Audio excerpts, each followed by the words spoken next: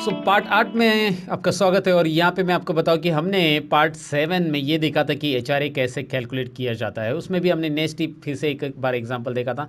Travelling allowances के बारे में यहाँ पे ज़रूर आपको मैं बताना चाहूँगा। ट्रैवलिंग अलाउंसेस जो होते हैं, ट्रैवलिंग अलाउंस जो भी कंपनी यहाँ पे एम्प्लॉयज़ को दिए जाते हैं उस पर भी टैक्स बेनिफिट मिले, ये उसके पीछे का एक मकसद होता है। और मैं आपको बताऊँ कि गवर्नमेंट ने ट्रैवलिंग अलाउंसेस के ऊपर 9,600 एनुअली टैक्स बेनिफिट दिया है। यानी कि अगर आप एम्प्लॉय का ट्रैवलिंग एक साल में 9,600 दिखाते साल का, तो उसको उस 9,600 के ऊपर पूरा का पूरा टैक्स बेनिफिट मिलेगा। अगर उससे ज़्यादा है तो 9,600 उसमें से माइनस करके बाकी के अमाउंट पे टैक्स कैलकुलेट होता है। इनकम टैक्स के लिए उसे कैलकुलेशन के लिए लिया जाएगा टीडीएस में। तो यहाँ पे मैं आपको बताऊँ कि ये करना कैसे है। इसके लिए सपोज 9,600 एनुअल टैक्स बेनिफिट है। अगर मैं इसको डिवाइड करूंगा, देखिए 9,600 को मैं 12 महीने से डिवाइड करूंगा तो देखिए क्या आ रहा है, 800 रुपये आ रहा है। मतलब महीने का 800 रुपये अगर मैं ट्रैवलिंग दिखाऊंगा हर एक एम्प्लॉय को बिना फॉर्मूला टाइप करके डायरेक्टली, तो क्या होगा, सभी इंप्लॉय को 9,600 मैंने ट्रैवलिंग अलाउंस दिखाया और पूरा का पूरा टैक्स बेनिफिट मिलेगा 9,600 का, साल का 9,600। लेकिन हर एक को अलग अलग ट्रैवलिंग अगर मैं दे रहा हूँ और मुझे दिखाना है और उसके हिसाब से उनको टैक्स लगने दो, जो एक्स्ट्रा अमाउंट है, एक्सेस अमाउंट है, उस पर टैक्स लगेगा, 9,600 माइनस किया जाएगा। तो फिर हम इफ कंडीशंस यूज़ कर सकते हैं और स्किल वाला जो फॉर्मूला अभी किया था ना यहाँ पे, ये फॉर्मूला हमें कॉपी पेस्ट करना है। एचआरए के अंदर जो हमने किया था उसी फॉर्मूला को हमें कॉपी पेस्ट करना है। देखिए एचआरए के अंदर जो फॉर्मूला हमने दिया था, यही फॉर्मूला हम कॉपी पेस्ट यहाँ पे कर सकते हैं, क्योंकि सेम फॉर्मूलाज यहाँ पे इसके लिए भी अप्लाई हम कर सकते हैं। बस हमें जो परसेंटेज कॉपी किया हमने यहाँ पे ट्रैवलिंग अलाउंसेस के अंदर पेस्ट किया, और यहाँ पे जो होता है स्किल के लिए, सपोज स्किल पर्सन को कितना परसेंटेज ये है यहाँ पे आप दे सकते हैं। जैसे स्किल परसेंटेज के लिए 20% है, या इतना तो नहीं होगा, ट्रैवलिंग 10% है, इसके लिए सपोज है 8% है, और इसके लिए है 6%। तो आप ऐसे परसेंटेज यहाँ पे चेंज कर सकते हैं। यहाँ पे कुछ 80% हो गया। Oh my God. Okay, so now enter it and drag it. अब इसका 3,000 रुपये ट्रैवलिंग हो गया। ज़रा ध्यान से देखिए इसका ट्रैवलिंग कितना हो गया अभी, 3,000 रुपये। और मैंने क्या रूल बताया था, 9,600। तो 9,600 एन्यूअली है, लेकिन उसका 3,000 पहले महीने का है, मल्टीप्लाई बाय 12 करेंगे सपोज। सो मल्टीप्लाई बाय 12 मैं यहाँ पे कर देता हूँ। तो अब क्या हो रहा है, उसका हो रहा है 36,000। 9,600 उसमें से माइनस करके बाकी अमाउंट पे टैक्स के लिए कैलकुलेशन के लिए लिया जाएगा, याद रखिए। ओके, तो ये मुझे बताना था। आप इस तरह से भी कैलकुलेशन कर सकते हैं। सबके लिए सेम ट्रैवलिंग दिया है तो आप एक ही फॉर्मूला डायरेक्ट अप्लाई कर सकते हैं, G2 इंटू 10% वगैरह। डेयरनेस अलाउंसेस, महंगाई भत्ता। महंगाई बढ़ने के बाद एक पर्टिकुलर अमाउंट सभी के सैलरी में मिलता रहता है। तो यहाँ पे महंगाई भत्ता जो मिलेगा सपोज, तो वो सपोज 30,000 के ऊपर 6% अभी बढ़ा दिया गया है इस महीने के लिए। सो इसे महंगाई भत्ता बोलते हैं, डेयरनेस अलाउंसेस। तो मैंने ये लिया इस तरह से, E2 फिक्स बेसिक इंटू 6%। तो सबके लिए 6% यहाँ पे डेयरनेस अलाउंस मिल जाएगा। तो यहाँ पे मैंने उसका कैलकुलेशंस बता दिया आपको, डेयरनेस अलाउंस कैसे कैलकुलेट करना है, राइट। ये वैसे मैंने मंथली बताया 6%, लेकिन वैसे एनुअली अगर सपोज उनको कैसे मिलता है मैं आपको बताऊँ। ये उसकी 30,000 सैलरी महीने की, तो एनुअली उसको जो डेयरनेस मिलने वाला है ना, वो उसकी हाफ सैलरी का मिलेगा पूरे साल में। मतलब 15,000 रुपये उसका डेयरनेस अलाउंस मिलेगा, 15,000 रुपये। और 15,000 रुपये को डिवाइड बाय मंथली करेंगे हम यहाँ पे, तो 12,000। तो वो फॉर्मूला इस तरह से आ जाएगा। अगर वैसा देखा जाए तो कैलकुलेशन ऐसा है, ये 30,000 डिवाइड बाय 2 हो जाएगा और डिवाइड बाय 12 हो जाएगा, डिवाइड बाय 12। लेकिन ये पहले ब्रैकेट हम यहाँ पे डाल देंगे। ब्रैकेट की आदत याद रखो कि दो कैलकुलेशन एक साथ आते हैं तो पहले वाले को ब्रैकेट दिया करो। सो एंटर करो। अभी इसका 1250 हो रहा है और सबका इस तरह से आ जाएगा। समझ में आपको, ये याद रखना है। मैंने क्या किया दोबारा मैं बता देता हूँ। जो उसकी पूरी सैलरी है एक महीने की 30,000 उसकी सैलरी सपोज जो भी है, उसको डिवाइड बाय, मतलब उसकी 15 दिन की सैलरी की जाएगी, डिवाइड बाय 2, यानी कि 15,000 हो गए, डिवाइड बाय 2। 15 दिन की सैलरी 15,000, तो 15,000 ये साल में दिया जाएगा। तो साल में दिया जा रहा है ये, इसीलिए डिवाइड बाय 12 मंथली निकालने के लिए। साल में 15,000 उनको डेयरनेस अलाउंस मिल रहा है, तो साल में 12 अगर मंथ्स है तो उसके हिसाब से हम 12 को डिवाइड करें, मतलब उस अमाउंट को 12 से डिवाइड करेंगे तो ये अमाउंट आ जाएगा आपके पास। अब ग्रॉस सैलरी कैलकुलेट करनी है। ये बहुत बेसिक कैलकुलेशन है दोस्तों, ग्रॉस सैलरी तो बहुत बेसिक है। बस आपको इसको सिलेक्ट करना है, और ये वाला जो साइन है आपको पता ही है, अभी ये बताने की ज़रूरत नहीं। ये टोटल कर रहा है किसका, same basic, HRA, TA, DA, सबकी टोटल, H2 टू K2 सबकी टोटल, यानी कि आपकी ग्रॉस हो गई। ये ग्रॉस सैलरी होती है। ग्रॉस सैलरी वो सैलरी होती है जो इंटरव्यू के टाइम पे आपको बताया जाता है कि आपको इतना पे मिलेगा, जिसमें आपको HRA, DA ये सारी चीज़ें इंक्लूड रहेगी। आपकी ग्रॉस इतनी रहेगी, जो इंटरव्यू के टाइम पे आपको ज़्यादातर बताया जाता है, और आपको इन हैंड मिलती है वो नेट सैलरी। देखिए, फिक्स बेसिक जिसके ऊपर कैलकुलेशंस होता है, बाकी के सारे H R T A D है। ग्रॉस सैलरी जो आपकी टोटल सैलरी होती है, और उसमें से पी एफ, प्रोविडेंट फंड और प्रोफेशनल टैक्स माइनस करके आपको इन हैंड जो सैलरी मिलती है उसे हम नेट सैलरी कहते हैं। इन हैंड मिलने वाली सैलरी को नेट सैलरी कहा जाता है। पीएफ, प्रोविडेंट फंड, ये central government saving scheme act है दोस्तों।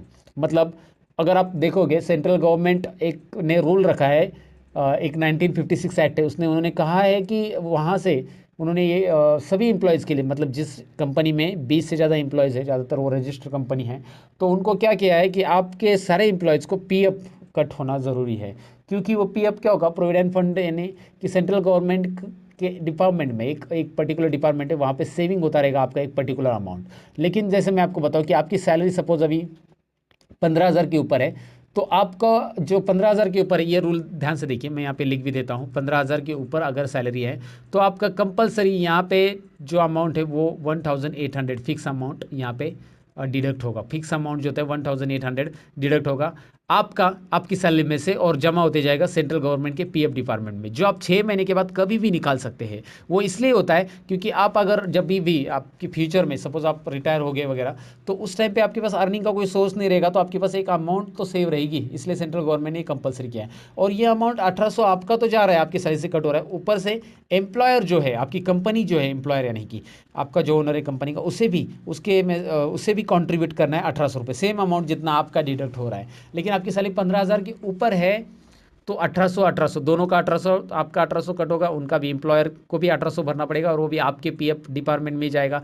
3,600 आपके हर एक महीने में जमा होते जाएगा 15,000 के ऊपर वाले सैलरी को। और 15,000 के नीचे वालों को इतना अफोर्डेबल नहीं होगा, इसलिए उन्होंने 12% का रूल रखा है।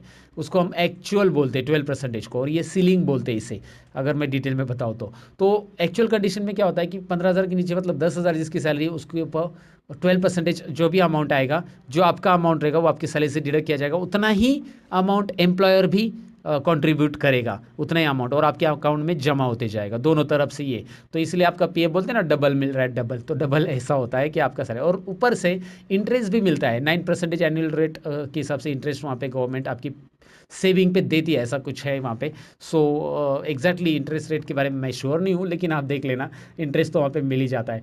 और आप के रिटायरमेंट के लिए पीएफ वगैरह बाद में, आप रिटायरमेंट तक रखना है वो आपके ऊपर रहता है। आपको एक सपोज मेडिकल इमरजेंसी है आपकी घर में, तो आप निकाल सकते हैं पीएफ को, 6 महीने के बाद आप कभी भी निकाल सकते हैं, और उसके बाद वो कंटिन्यू फिर से जमा होता रहता है। ओके, फिलहाल ये एक्सप्लेनेशन पीएफ के बारे में, प्रोविडेंट फंड के बारे में। ईप ओपन ब्रैकेट, इसे फॉर्मूला में कैसे हम देंगे, अभी हमारे फॉर्मूला को हमें अच्छे से समझना है। यहाँ पे सैलरी के ऊपर हम कैसे अप्लाई करेंगे इसे, हम यहाँ पे लेंगे बेसिक सैलरी। पहले तो हमें यहाँ पे बेसिक सैलरी दिखाई दे रही है, fix basic. If it is greater than, ध्यान से देखिए, ग्रेटर दैन 15,000 है, greater than, only greater than, not equal to, greater than 15,000। So 15,000 के ऊपर है तो 15,000 इक्वल टू नहीं होगा यहाँ पे, 15,000 से ऊपर खाली, 15,000 1 रुपये हो गया तो। सो 15,000 से ऊपर है तो किसके ऊपर मल्टीप्लिकेशन रहेगा उसका, जो फिक्स बेसिक की सैलरी 15,000 से ऊपर है तो उसका मल्टीप्लिकेशन रहेगा, मतलब मल्टीप्लिकेशन ही नहीं रहेगा यहाँ पे, सॉरी, 1,800 रुपये रहेगा डायरेक्टली। क्या रहेगा, 1,800 रुपये, क्योंकि वहाँ पे मल्टीप्लिकेशन करने की ज़रूरत नहीं। और उससे कम है तो इसी के ऊपर ही, 15,000 के ऊपर ही, मतलब जो सैलरी रहेगी उसके ऊपर ही मल्टीप्लाई बाय कितना परसेंटेज रहेगा, 12%, राइट। याद रखिए, ये फॉर्मूला बहुत सिंपल है और याद रखना है। 15,000 के ऊपर सैलरी है तो 1,800 रुपये फिक्स, 15,000 से नीचे है तो 12%। एंटर कीजिए, देखिए 1,800 रुपये किन किन लोगों को फिक्स आ रहा है, किन किन लोगों को यहाँ पे 1,800 नहीं आ रहा है, कम आ रहा है, क्योंकि कम ही आना चाहिए, उसकी सैलरी इतनी है ही नहीं और उसको इतना अफोर्डेबल नहीं कि 1,800 कट हो जाए। अगर उसका इतना कट हो रहा है तो एम्प्लॉयर भी इतना ही भरेगा, दोनों 1,400 1,400, 2,880, 1,440 1,480, 2,880 रुपये उसके अकाउंट पर जमा होते जाएगा, प्रोविडेंट फंड, है ना दोस्तों। समझ में आया होगा आपको। ये कैलकुलेशन देखिए पीएफ का, समझे। फॉर्मूला कैसे देना है याद रखिएगा, नहीं है तो 12%, है तो 1,800 रुपये। यहाँ पे फॉर्मूला कहाँ पे आया है। अब पीटी की तरफ बढ़ते हैं, प्रोफेशनल टैक्स। ये इनकम टैक्स से अलग होता है, मतलब टीडीएस जो कैलकुलेट होता है आपके सैलरी से एन्युअली, उससे अलग रहता है। ये प्रोफेशनल टैक्स प्रोफेशनल एम्प्लॉयज़ को ज़्यादातर रहता है, लाइक पियोन वगैरह के लिए तो नहीं रहेगा ये। लेकिन अगर प्रोफेशनल एम्प्लॉयज़ को टैक्स है तो कैसे, क्योंकि मैं आपको बताऊं कि आपका सैलरी के ऊपर भी बेस है ये प्रोफेशनल टैक्स। अगर आपकी सैलरी है यहाँ पे 10,000 के ऊपर, तो यहाँ पे कंडीशन में लिख रहा हूँ प्रोफेशनल टैक्स के लिए, 10,000 के ऊपर सैलरी है तो ध्यान से देखिए, 10,000 के ऊपर है तो 200 रुपये ये है, तय किया गया। और यहाँ पे अगर 7,500 रुपये सैलरी है आपकी, तो यहाँ पे 175 रुपये महीने का टैक्स है, ये मंथली आपको चार्ज होगा, और नहीं तो जीरो टैक्स होगा। 7.5 के नीचे है तो जीरो टैक्स होगा। दूसरी चीज़ यहाँ पे ये एक और यहाँ पे होता है कि अगर हर एक महीने का ये 200 नहीं रहेगा,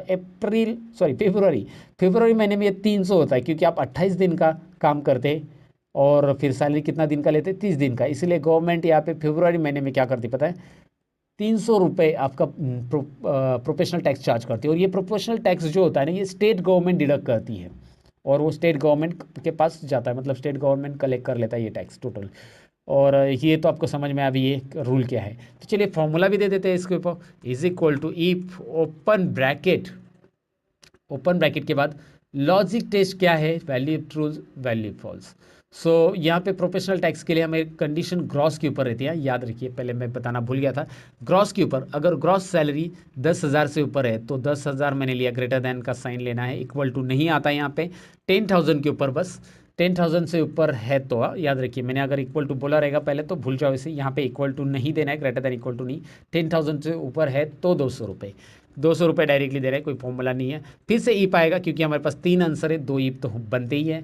तो यहाँ पे फिर से ग्रेटर देन आएगा 7,500 रुपये, 7,500, ओके 7,500 रुपये। और यहाँ पे आएगा कितना, 175 rupees. And then last one is comma 0, right. यहाँ पे एंटर कीजिए एंड एंटर करके आंसर देख लीजिए, डबल क्लिक, राइट। सो 200 सबके लिए 200 आ रहा है। अब नेट सैलरी कैसे होगा, इज इक्वल टू हाँ, एक और बात मैं बताना भूल गया। यहाँ पे मैंने बताया कि ये प्रोफेशनल एम्प्लॉयज़ को होता है, लेकिन आप चाहते हैं कि अनस्किल एम्प्लॉयज़ को नहीं देना है ये, तो अनस्किल एम्प्लॉयज़ को नहीं देना है तो इज इक्वल टू करो। यहाँ पे कैसे कंडीशन ऐड करेंगे, आपके सीनियर ने बोला कि यहाँ पे जो अनस्किल आएंगे ना, यहाँ पे देखिए अभी ये आपके लिए एक नया लॉजिक बिल्ड करना है। यहाँ पे अनस्किल के लिए मतलब ये नहीं रहना चाहिए प्रोफेशनल टैक्स, ये स्किल के लिए रहेगा, सेमी स्किल के लिए रहेगा। तो जहाँ पे अनस्किल लिखा है उनको नहीं आना चाहिए, तो बस उन दोनों का फॉर्मूला एडिट नहीं करना है, आपको पूरा फॉर्मूला एडिट करना है, क्योंकि अनस्किल कहाँ पे लिखा है बार बार आपको थोड़ी पता है। तो आपको यहाँ पे पूरे फॉर्मूला के पहले हम क्या करेंगे, ईप लगाएंगे, ईप, और वो जो स्टेटस वाला सेल है उसको सिलेक्ट करेंगे, ये वाला cell D2, right, D2 cell select किया। If D2 is equal to unskilled, direct unskilled लिखो आप, क्योंकि अनस्किल कंडीशन यहाँ पे लिखनी नेस्टिव का काम है। अनस्किल है तो यहाँ पे कॉमा और यहाँ पे 0 टैक्स, डायरेक्ट 0 लिख दो। अनस्किल है तो 0। देखिए फॉर्मूला को मैं थोड़ा सा बड़ा करके दिखाता हूँ आपको और पढ़ता हूँ दोबारा। इफ D2 मतलब जो स्टेटस सेल है, स्टेटस में अगर अनस्किल है तो टैक्स क्या रहेगा, 0, और स्टेटस में अगर अनस्किल नहीं है तो वैल्यू फॉल्स, तो ये फॉर्मूला चलेगा, राइट। है ना लॉजिक यहाँ पे भी नेस्टिव का, तो लगा दिया हमने। ये सब तो आना चाहिए भाई। ये देखिए क्या आ रहा है, इनको 0 आ रहा है क्योंकि ये अनस्किल है, प्रोफेशनल एम्प्लॉयज़ नहीं है, तो टैक्स तो ऑफकोर्स उनको 0 ही रहेगा। तो पहले ही अप्लाई कर दो उनको 0 टैक्स, और बाकी लोगों को क्या टैक्स के रूल है वो अप्लाई कर दो, उसके हिसाब से अप्लाई होंगे। नेट सैलरी जो कि इसमें इस पार्ट में आखिर है, लास्ट टॉपिक है, तो नेट सैलरी समझते हैं आखिर का topic. Is equal to net salary कैसी होगी, ग्रॉस में से हम माइनस करेंगे इन दोनों को, हमारा पीएफ भी डिडक्ट होगा और हमारा पीटी भी डिडक्ट होगा। ये इस तरह से माइनस माइनस करके भी दे सकते हैं, लेकिन ये समझने के लिए कि ये दोनों हमने माइनस किए तो मैंने दोनों को ब्रैकेट में किया, मतलब 1800 प्लस 200, 2,000 रुपये माइनस हो रहे ग्रॉस में से। ये आपके इन हैंड मिलने वाली सैलरी आपको मिलने वाली। ओके बढ़िया। तो आपको ये तो पता चला सैलरी शीट का कैलकुलेशन कैसे होता है, लेकिन बाकी है दोस्तों इस सैलरी शीट में यहाँ पे प्रेजेंटी, रिकॉर्ड और ओवर टाइम पूल करना, जो कि है पार्ट 9 के अंदर। सो पार्ट 8 आपने देख लिया, thank you very much for watching. मिलते हैं पार्ट 9 के अंदर, बाय बाय।